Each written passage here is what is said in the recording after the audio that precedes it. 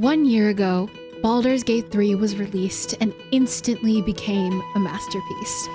It is a workshop on how to take people from hundreds of interests and gather them all together to play a single video game. From its compelling story to its dynamic gameplay, Baldur's Gate 3 is truly a pioneer in the dating sim genre. In all seriousness, I love Baldur's Gate 3. Everything from its story to its world, everything in this game gives me a burst of serotonin that I have never felt before in a video game. And after an entire year, I finally finished the game. I mean, I guess specifically it was like 11 months, but you know. But with the game's anniversary upon us, here is my review for Baldur's Gate 3. Editing micro here, but the anniversary for Baldur's Gate 3 actually happened on August 3rd. So what I'm gonna do instead is that I uploaded it on my personal anniversary of playing this game, which is the 15th. So that's why it's late. Also, so many spoilers ahead. I'm gonna spoil everything about this game. Okay, bye.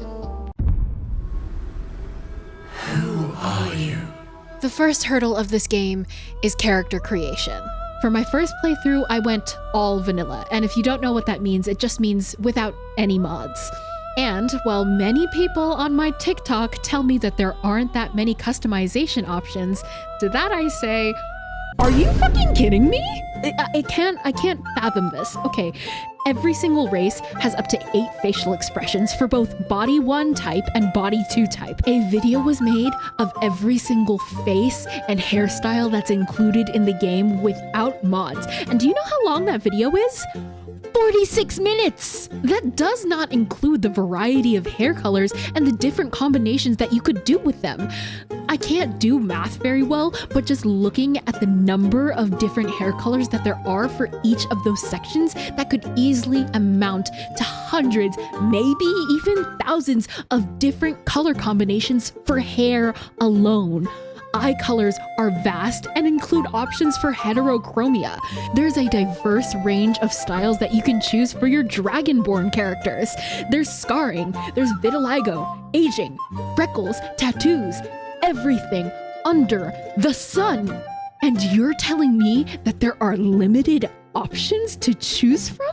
I am so sure that the people who say that there is a limited amount of customization options either 1, only play races like elves, humans, and tieflings, or 2, they just are genuinely the most uncreative people I have ever met. My first playthrough, I was in that character creation tab for an hour and a half, and that does not include the Guardian. Plus, you still have to actually make your character.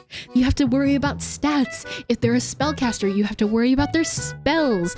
And if you're like me, I try to delve out on a backstory and a plan. Speaking of cheeky little backstories, meet Pastel, my urchin half-elf sorcerer with a draconic bloodline. Help! I've just escaped the Underdark and I need a place to stay. You can't stay here. But I'm with child. Fine, but it'll cost you. Okay, Pastel. You have to learn how to be clever and cunning. Use that big smile of yours to get some money, okay? Okay. What? I sure hope nothing happens to me now. Whoosh. Oh no. I'm being taken up into the Nautiloid. Here's the thing. With all the richness and deep lore there is about Faerun and the Forgotten Realms, I feel like none of that is stuff that you really need. Baldur's Gate 3 does an amazing job at handling the information you need to know when you need to know it by doing something absolutely perfect, thrusting you into a world that even your main character doesn't know shit about. Pastel starts off in the hells with a little critter in her brain, 8 HP, and a fucking dream. She lobotomizes a brain. She meets a space frog. She meets this gorgeous half-elf with a name that reminds her of MySpace usernames from Scene Kids. She sees a tentacle man and a demon, so she kills the demon and makes some tentacles kiss. And all of a sudden, she's back in the material plane in another place that she doesn't fucking know. All she knows is that she has a tadpole in her head, and if she doesn't get rid of it, she's going to turn into a tentacled mass called a mind flayer. Here, we proceed to our next biggest plot point.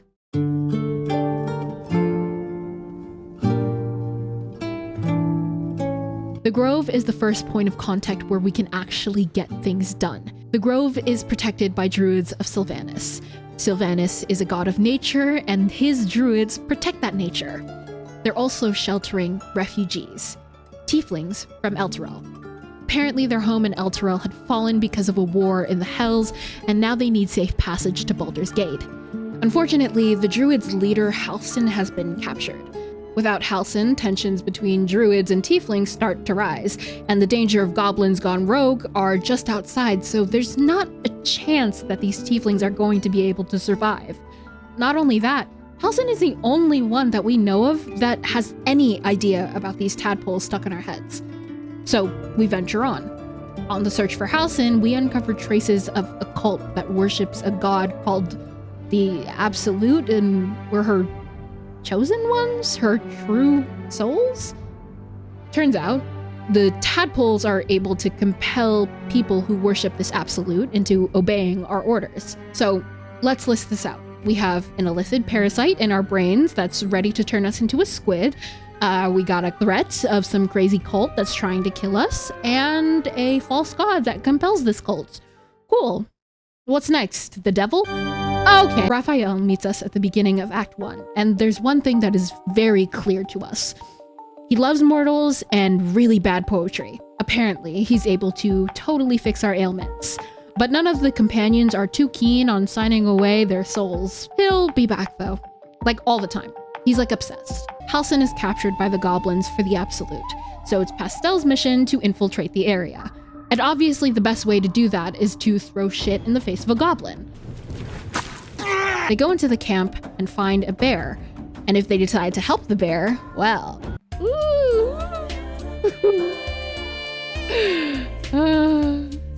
What a beautiful, beautiful man. Halsin is finally found. But hotness aside, he doesn't really know much about the parasites. But he does say that there might be a solution at a place called Moonrise Towers, and he'd be happy to join us if we kill all 3 leaders of this goblin camp. So, one slaughtering of a camp and poisoning of a goblin party later, we're home free. The tieflings can make it out safely, we celebrate, we party, we flirt with absolutely everyone, and we move on forward. Now, I haven't really talked too much about the companions of the game, and I know I teased about this being a dating sim at the beginning of the video, but the reason why I haven't talked about them too much is because everyone is pretty closed off from one another at the beginning of the game. The first 2 companions that we meet absolutely hate each other. Everyone has secrets. They have their own lives that they need to get to, and no one is willing to share any more than they have to. The only glue that's keeping this group together is the tadpole swimming in their brains. So let's introduce the companions. First up is Lae'zel. She is a warrior who strongly believes in violent Gith teachings. She favors displays of power, showing her respect and ruthlessness. Next is Shadowheart, a cleric of Shar that is very secretive. She's got a patchy memory, a wound that hurts all the time, and a deep-seated fear of wolves. She favors respecting her boundaries. Just be a decent person and she'll fall in love with you. Gale is a wizard from Waterdeep. He's also a ticking time bomb. He favors good deeds, good brains, and good snacks.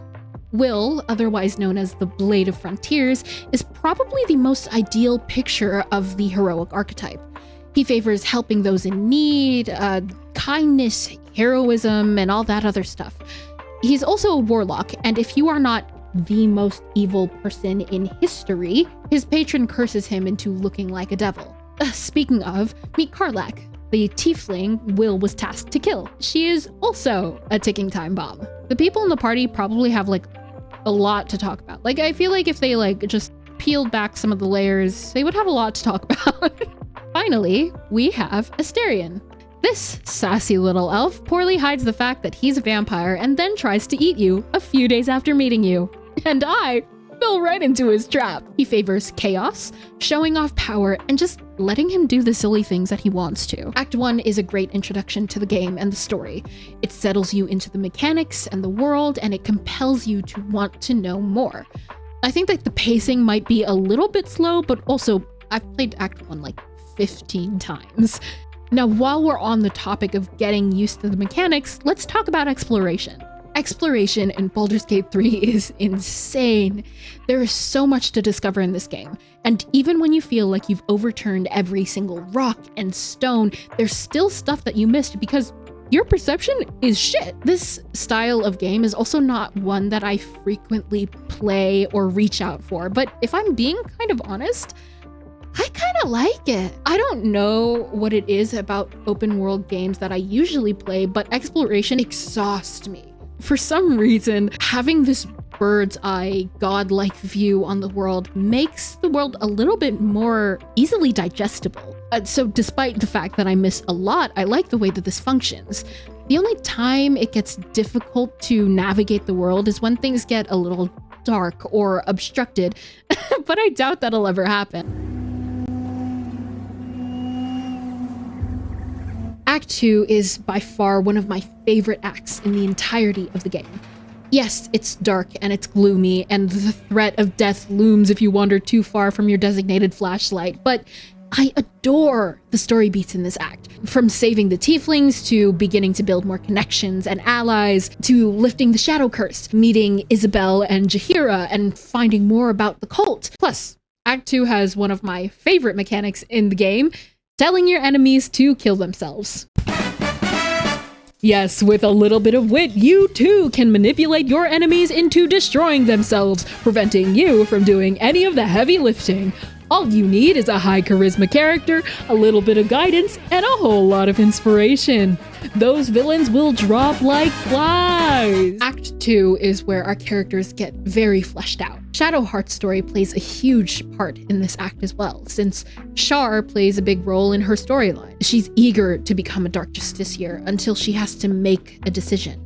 Either she needs to commit herself to Shar or discover more about her past. And I loved seeing the way that the cogs turned in her mind as she made this decision. It felt real. So she sets Aelin free of her own accord without Pastel saying much. And with the Night Song released, we can finally kill Ketheric Thorm. The Absolute is not a god, we knew this, but it's a shadow of the real enemy. Gortash Enver, Orin the Red, and Ketheric Thorm. The three chosen of Bane, Baal, and Myrkul.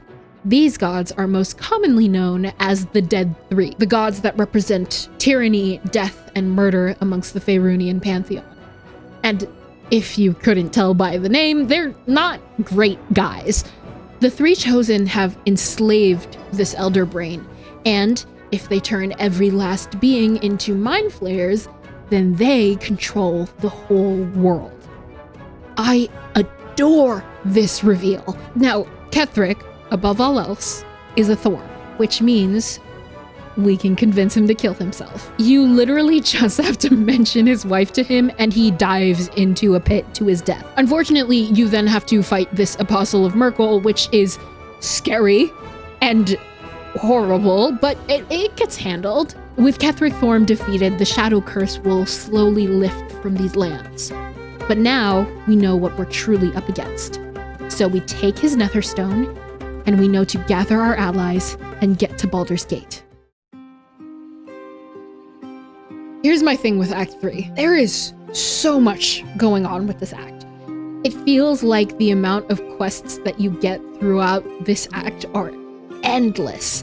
And when you think you've had enough quests, there's more that pile up on top of it. The city atmosphere compared to the generally more serene and isolated areas that we were once in is such a jarring shift and change. Every single companion has something to do here. Our dog has something to do here. Everyone we have ever met throughout our journey has a piece and a part to play. And not only that, we're tasked with saving the people that we love dear, or else they'll be sacrificed or killed. And if we take too long to do that, then it's only a matter of time before the Dead Three take over the Absolute. But but we're not ready. There's danger at every corner. There's a changeling that's trying to murder us. There's automatons that can destroy us in one fell swoop. We're not ready. We're not ready. We don't have the gear. We don't have the resources. Where do we start? What do we do?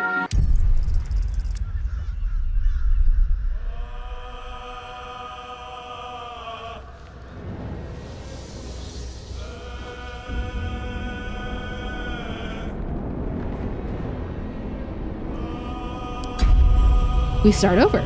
Act 3 is overwhelming. There is so much to do, and I could not gather my senses to do anything here. So I started making new saves. I started experimenting with mods, and I was doing literally everything in my power to not play this act. I literally got texts from my brother being like, you need to finish this game. Months started passing by, and soon it was June and then July, and I still hadn't finished the game. It took me months to conquer this act. At one point, I had deleted all of my other campaigns just to be able to focus and finish this one. After that, I was just going by battle to battle, boss to boss. The only thing that kept me together throughout this act was the companions and their stories. The companions of Baldur's Gate 3 come from different walks of life. Many of them couldn't be more different from one another, yet at the same time, they're more alike than they think. They're all victims of their horrible systems and their circumstances, whether it was by manipulation or betrayal. Yet, despite these circumstances, these characters still move forward. They still thrive and smile and laugh and fight, because at the end of the day, they are alive. They've been dealt the most unfair hand in their lives, and yet, the thing that should have fucked them up the most actually helped them realize where they stand in the world. I think these companions are so beautiful and complex, and the way that they morph and transform in their good endings feels justified and satisfying. They've all been through so much, and they deserve their happy endings. And you better believe I deserve a happy ending with them. With that being said, I love talking about Astarion's growth from the perspective of a lover. Larian presents you with a flamboyant, beautiful, seductive vampire on a silver platter and implores you to not just look at the surface of what he seems to be. Astarion's arc with Cazador, to me, is about stopping the cycle of abuse. When Astarion finally breaks free of him, he has the choice to make. To turn into the same shadow as his old master, or to become someone new. And no matter what that choice is that he makes, he will live with it forever. Because that's what it is to be your own person, to live with your choices. It's such a beautiful story, and I don't have the heart, personally, to ever make Astarion Ascended. I don't think Ascended Astarion is for me. Combat gets exhausting by the end of the game. There's so many waves of enemies, and it seems mundane at some point. The Gortash fight gets easy. It's certainly nothing like seeing the Apostle of Merkel, which is a testament to just how boring and uninteresting Gortash really was. Thorin's fight was at least a little bit more frustrating, to say the least, but once she was down, it was slim pickings. The fight was easy after that. Outside of the final battle, the only boss fight in the third act that spoke to me was the House of Hope. Lives, oh mortal lives, expire. Going down into the hells to nullify a contract to kill the devil that's tormented you for weeks, right in his own home before you save the world, is probably the most ideal arc for a D&D campaign. Also, Raphael has a banger of a theme for his boss battle. Like, alright babe, put those poetry skills to use! Ooh, it's crazy! It also makes for perfectly timed barrel explosions. With the netherstones in hand and loose ends tied up, it's time to take on the Absolute. Except it doesn't work. We literally cannot control the brain, because the thing that made it a slave in the first place, this crown of Karsus, imbued the brain with so much magic that it can't be controlled anymore. So what do we do? If we can't control the brain, then there's no hope, right? Unless an Illithid bears the stones and controls it instead. Now, I don't like the Emperor. I think he's a stuck-up, stupid little baby, so I renounced that loser. But now, it's either me or Orpheus. And I can't lie to you, I did not want to become a squid, okay? I didn't want to. I did not play this game to become a squid. I wanted to be a little magical fairy elf. So yes, I did ask Orpheus to become a Illithid for my selfish reasons, but is it not poetic? I mean, for the Prince of the Gith to sacrifice himself for the future of his people, giving his dragons to a trusted warrior who saved not only the Gith, but all of Faerun from the Grand Design, huh? That's poetic, right? When it's finally time to take on the Netherbrain, we have one final stop, a gathering between allies. I cannot tell you how emotional it made me to see every single one of our allies gathered in one place and ready to help you. And I cried. I cried a lot. I was so touched to see that we made an impact. It was just an absolute delight to see the people that you made, the connections that you made along the way, gather together. It was another one of those moments where it's like, yeah, the decisions I made mattered. This is it. Everything we did, every friend we made has led up to this moment. The final battle is long and arduous and harrowing, and at one point the Emperor and his Dream Guardians attack, and honestly, that guy just sucks so much that I did not even notice that he died when I killed him. Loser. I had to do the final brain battle twice, because the first time I did it, I couldn't finish her off in one round, and then the very next round, everyone died. So safe to say that even though I put the difficulty at Explorer, this was still kind of a lot. But the second time around, I learned and I grew and I got it down. I finished that brain off with a disintegrate spell, and it felt so fucking poetic from a role-playing standpoint, bro. I felt vindicated. Is that the word? I don't know. Oh, but it felt so good. It felt so good to use that spell. I hardly use that spell for anyone. I should use that spell more often now. Anyways, that was it. The rest is history. And then we had epilogue stuff. But you can play the game if you want to know all of those details. So, with all of that being said, what took me so long to finish this game? I told you throughout the video the things that I liked. The companions, the story beats, the allies, literally all of Act 2. But what took a year to finish this game? Firstly, I think that playing this game is like reading a book. But I enjoyed it. I mean, playing this game for 8 hours feels like only 2 hours. I'm engaged, I am immersed, but that also doesn't negate the amount of time that it actually takes for me to play this game. The game also has such unique dialogue choices that vary depending on race or class or what god you worship. And my thought process is just like, well, I guess it couldn't hurt to see how it would sound like if I were a gnome cleric who worshipped Garl Glittergold. And then the next thing you know, I'm making a gnome cleric of Garl Glittergold named Flitzy McFlutter. Apart from the need to make endless amounts of campaigns and TAVs to pair with each companion in the game, good or evil, it was fun making new campaigns for streaming. I had my bear speedrun, which, by the way, was not optimized.